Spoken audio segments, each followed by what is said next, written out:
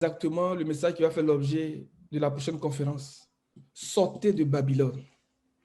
Lorsqu'on regarde la traduction grecque de sortez, ce mot est composé ou bien c'est traduit par ek en grec, qui veut dire hors de. Hors de.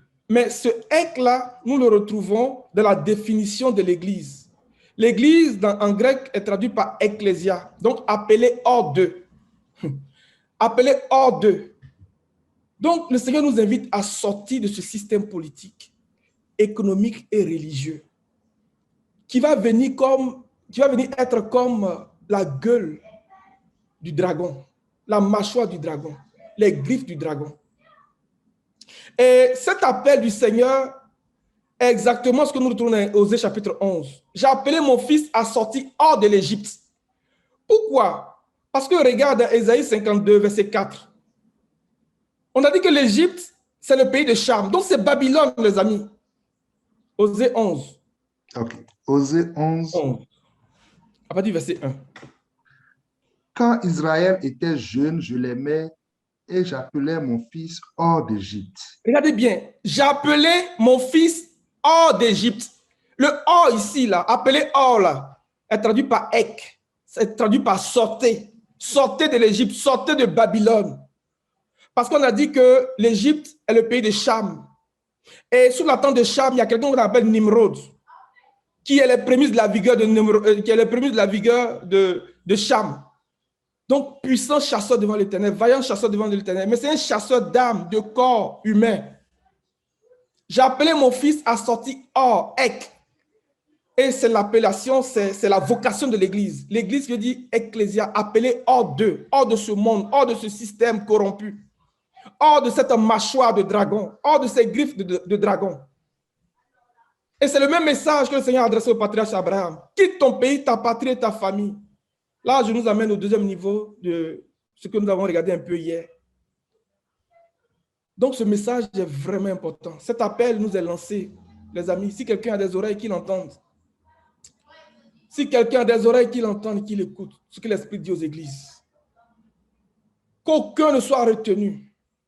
J'avais donné Ésaïe 52, verset 4. Quand on parle de Babylone, ils pensent parce qu'on veut indexer quelqu'un, ou bien c'est parce qu'on n'a pas de sujet. Mais si nous comprenons que Babylone est la mâchoire du dragon, est la mâchoire du Léviathan, est la mâchoire de la bête, je pense qu'on va réfléchir avant de discuter. Vas-y, mon frère. Car ainsi parle le Seigneur l'Éternel, jadis mon peuple descendit en Égypte pour y séjourner, puis l'Assyrien l'opprima sans cause. Mais comment il parle de l'Égypte et puis il parle de l'Assyrien? Maintenant, Jérémie 50, c'est ce que Jérémie nous dit. 50, verset 17. Amen. Amen, alléluia. Israël est une brebis égarée que les lions ont chassée. Le roi d'Assyrie l'a dévoré le premier, et ce dernier lui a brisé les os, Nebuchadnezzar, roi de Babylone. Il a brisé les os avec ses dents de fer. Alléluia. Et cette même définition, on l'a retrouvée dans Michée 3.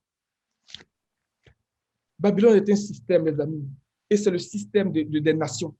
Et c'est ce royaume-là, c'est cette bête-là que le Seigneur vient, il va détruire. Michée 3, ça va du verset 1. Je dis, écoutez, chef de Jacob et prince de la maison d'Israël. N'est-ce pas à vous à connaître la justice? Vous haïssez le bien et vous aimez le mal. Vous leur arrachez la peau et la chair de dessus les os. Ils dévorent la chair de mon peuple, lui arrachent la peau et lui brisent les os. Ils le mettent en pièces comme ce qu'on cuit dans un pot, comme de la viande dans une chaudière. Continue. Alors ils crieront vers l'Éternel, mais il ne leur répondra pas. Il leur cachera sa face en ce temps-là, parce qu'ils ont fait de mauvaises actions. Ainsi parle l'Éternel sur les prophètes qui égarent mon peuple, qui annoncent la paix si leurs dents ont quelque chose à mordre et qui publient la guerre si on ne leur met rien dans la bouche. À cause de cela, vous aurez la nuit et plus de vision. Vous aurez les ténèbres et plus d'oracles. Le soleil se couchera sur ses prophètes, le jour s'obscurcira sur eux. Les voyants seront confus, les devins rougiront, tous se couvriront la barbe, car Dieu ne répondra pas. C'est la confusion. Ce que nous avons vu dans Jérémie 50, verset 17, c'est ce que nous voyons ici.